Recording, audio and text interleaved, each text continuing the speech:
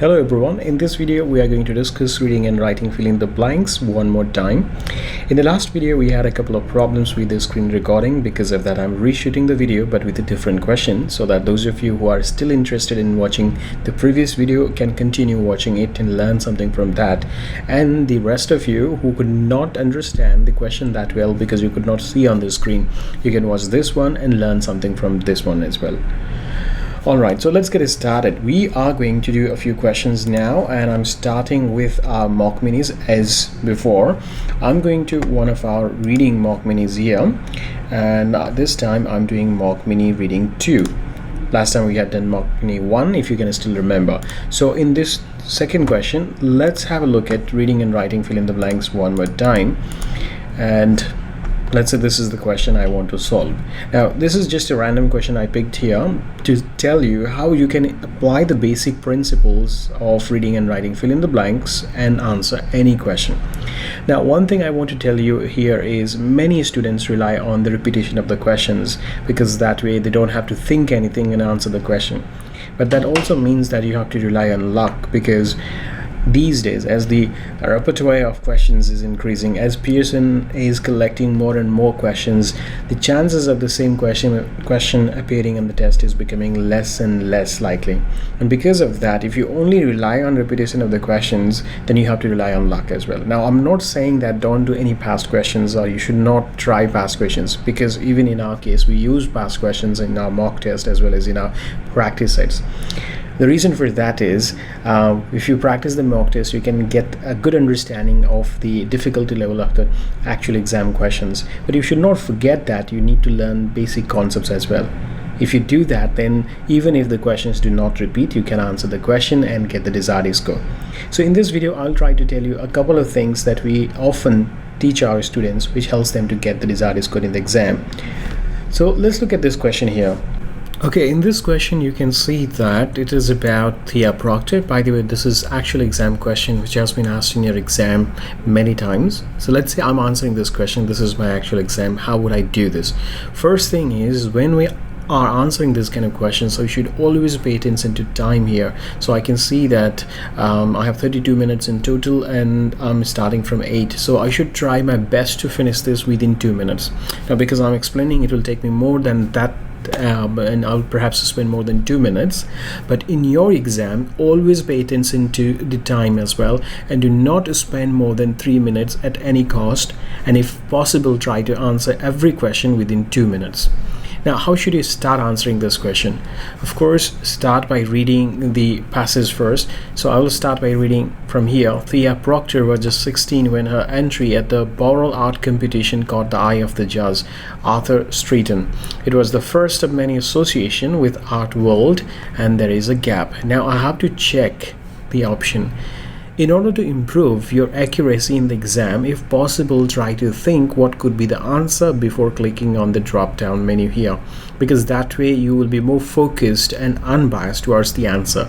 If you look at the option first, then start thinking about the answer. In such cases, if you pick one answer before looking at the others, you will be more biased towards that answer, and rather than thinking neutrally, you start thinking why the word you picked could be the right answer. And that is a problem in the exam. We usually tend to find reasons for our responses rather than thinking about the best response in the exam many times. It's one of those common biases we face in life when we are making a choice. So be careful about that. In my case, I'm thinking like it must be someone or a group of people related to art world, because it says it was the first of many association with art world. So this is association and this is art world, so must be with art world groups or organizations or anything related to groups. And if I click an option here, I can say personnel, luminaries, employees, minions and recruits. Two options that I can straight away eliminate are, first one is personnel, because art word personnel is a singular noun, and I would need a plural noun here because it says many associations with art world. These are many associations, so that means the option should also be plural here.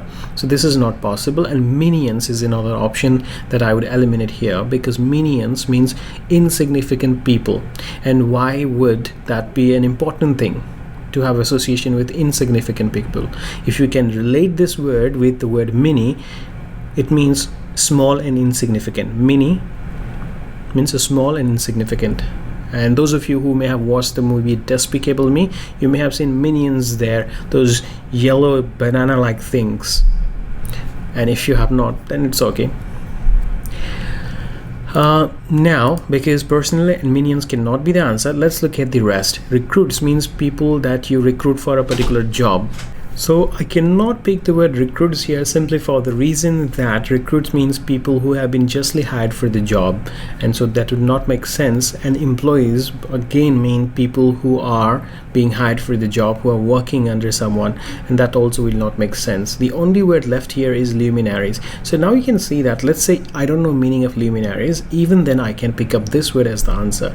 The method that I have applied here is called elimination method, and is mostly useful for those cases where you have just one word whose meaning you do not know. Before panicking or before thinking about what could be the meaning of that word, first try the words whose meaning you know, and if none of those words make sense, of course the remaining one, even if you don't know the meaning, must be the answer. And here the answer is luminaries. And for those of you who want to know the meaning of the word luminaries, it means bright and shiny, and in case of people, it means people who are expert in a field, who are the most noticeable figures in a field. It comes from the word lumen, which is a measurement unit for light. So lumen itself means bright, and that's the reason why if any organisms emit light, we call them luminiferous and luminescent, luminescence. All these words are related to brightness. So you can say these are the bright and clever people in a field, and that's why this is the answer for the first question. Going to the second question, here it starts by saying the next year saw her at the Julian Aston Art School in the illustrious company of Elliot Gruner, Sidney Long and George Lambert, for whom she often posed, and who her great friend until his death in 1930. Her great friend until his death, that means it happened until 1930. Now I need to pick a word which gives a sense of continuation, which gives me a sense of something happening until a particular time. And if I look at the options here, again I can see declaimed would not be the right word here, because it simply is the opposite of claim, and that's not the sense here. Continually, who continually, that is grammatically impossible, because I'm looking for a verb and continually is actually an adverb, so I cannot use it there. Now three possible answers remain. Abreast, remained, and expanded. Abreast means to make something shorter, remain means to continue to happen, and expanded means to expand, to grow. And out of this, remain is the only word that makes sense. Now in order to answer this question, I need to have a good understanding of meaning of all of these words, then only I can answer the question. Otherwise I will have to make a guess. So from this particular example, what we can learn is reading and writing fill in the blanks tests your vocabulary a lot. Different aspects of your vocabulary. It tests your ability to understand different English words in different contexts, as well as it also tests your collocation skills. That means your ability to pick up the right word for the context based on how natural it is for that context.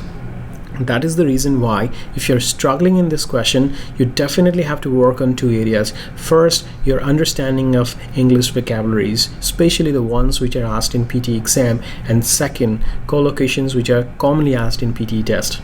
Make sure that you're aware of these two lists and you master them before your test. You can find this list from the internet, or you can go to our website where I have uploaded the collocation list as well as academic word list. Download those two lists and start practicing them, start memorizing the words in that list. Let's go to the next question now. A keen interest in fashion was just one of her with design. Just one. First thing I know before looking at the option here is one means whatever this is something I can count as 1, 2, 3 and so on.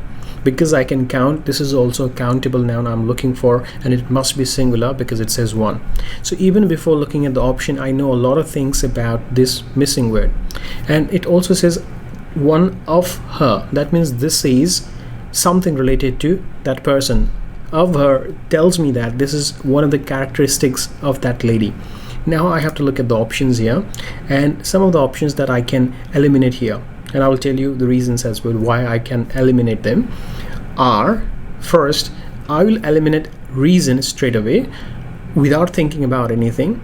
The reason for that is reason is followed by for, and I have of here. So this is wrong. Reason cannot be followed by of. That means it is not reason. I'll also eliminate rationale, because rationale is followed by behind. And then I have incentive, which is followed by of. I will eliminate motivation as well, because that is uncountable noun. I can't count motivation is one motivation or two motivation. So if I eliminate all of them, the answer will be aspect. Now let's look at the third question here, which says Proctor did not. Now this particular question has given me a grammatical clue here, and that is after did not I need a verb in first form, the infinitive verb. Now anything that is not an infinitive verb cannot be answer. And next thing I know is whatever this verb is, it is followed by to, as you can see here. These two things tell me a lot about the missing word even before checking it. So now if I look at the options, I can see impose, which is followed by on, so that means it cannot be answer. Boundary is a noun, and I'm looking for a verb in first form, means it is impossible to be the answer. Constraint is a noun again. Don't get confused with constrain without t at the end, because that constrain is a verb, but this constraint with t is a noun, so it cannot be my answer. Limit is followed by to and is a verb as well. It is a possible answer. And curb is not followed by to. If you do not know meaning of curb, it means to stop something from growing, to stop something from happening. You curb your desire, you curb growth, you curb emission, and so on. So now the only possible answer here is limit. And the last one here says herself to paper, canvases, or to her popular magazine illustrations. She designed theater sets and a restaurant interior, and wrote on a range of subjects from flower arranging to the colors of cars. It made for a busy and life. But as he said, she was not the sort of a person who could sit at home and knit socks. So it made for a busy and life. So most likely it's a positive word, because it's saying how good she was and what she could do in her life. So if I look at the options here, busy and fluctuation life. Now remember, busy is an adjective. We can only connect similar types of words by using and. So if busy is one word, then after and also I need an adjective. If it says dances and sings, that means verb and verb. Pen and paper, that means noun and noun. And can connect only grammatically similar words. So that means fluctuation is not my answer, because that's a noun. All words ending in tion are noun, and fluctuation is also a noun. So it's impossible to be answer here. Now the answer could be disagreeable life, which is a negative word, and I'm looking for a positive word, and it cannot be used. Formidable means something which demands respect, which inspires respect, which can be fearful and respectful at the same time. That is called formidable. And it does not make sense here, because we are trying to say her life was good. Formidable can mean challenging, demanding respect, and so on. So it is not the possible answer here. Confronting, that means to come at the front. That means to face someone, to encounter somebody. Confronting can have a slightly negative sense, slightly negative connotation, so it also will not be the right answer. And varied is the only word left, which is our answer here. And busy and varied life means life which had a lot of ups and downs.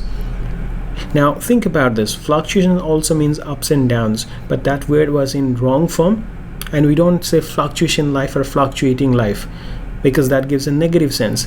Varied life gives a positive sense, although both of them mean with ups and downs.